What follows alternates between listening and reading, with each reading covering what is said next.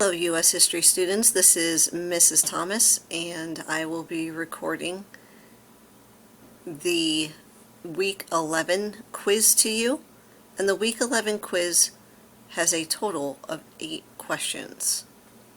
Alright, let's start at the beginning. Question number 1, what was the main reason for the rise of dictators in Europe and Asia during the 1930s? The people wanted leaders that would include them in policy decisions. People were too exhausted to vote, so dictators took over. Dictators promised economic recovery and order after World War I, or people felt dictators would prevent another war. Question 2. How did the U.S. initially react to war breaking out in Europe in 1939? The United States began loading troops on ships in preparation of possible military involvement. Congress encouraged the League of Nations step in to provide assistance. That should say to step in to provide assistance.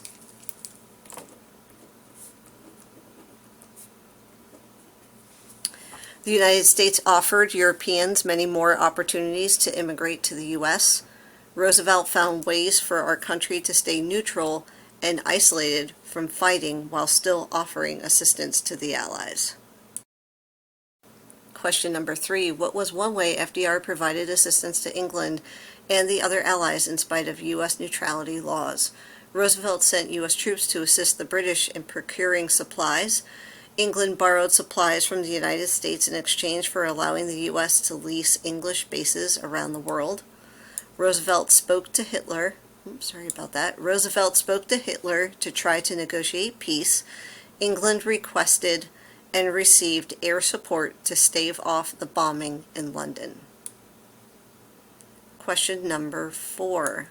What eventually brought the United States into World War II? Germany attacked U.S. ships off the coast of Newfoundland. Italy surrounded U.S. supply ships in the Mediterranean. Japan bombed U.S. ships in Pearl Harbor, or Germany invaded France and began bombing London. Which was not a way civilians contributed to the war effort? Rationing, victory gardens, tinfoil drives, paying 10 cents per gallon in gasoline taxes. Question number 6. What do each of these have in common? The waves, the wax, factory jobs that the symbol Rosie the Riveter encouraged women to do. They showed that men were still necessary to complete all the jobs in times of war. They were efforts to get African Americans to volunteer for the war effort. They were all roles played by or groups that women participated in during World War II. They were ways the government drafted and required women to work during World War II. Question number 7. What did the Double V campaign mean for African Americans? Victory in war and vengeance for discrimination they faced in the military, participation in the military and victory over discrimination, peace and economic prosperity, victory in the war and victory over Jim Crow laws at home. Question number 8. Which was the most serious constitutional question raised by the presence of internment camps in the United States during World War II?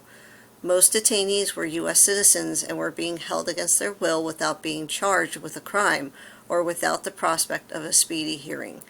Camps prevented detainees from exercising their right to bear arms. Detainees were not allowed to speak freely to one another or practice their religions. The press was not permitted to report on activities inside the camps. Good luck on your week 11 quiz. When you are done, don't forget to click submit quiz so that your quiz will be recorded in the gradebook correctly. Good luck.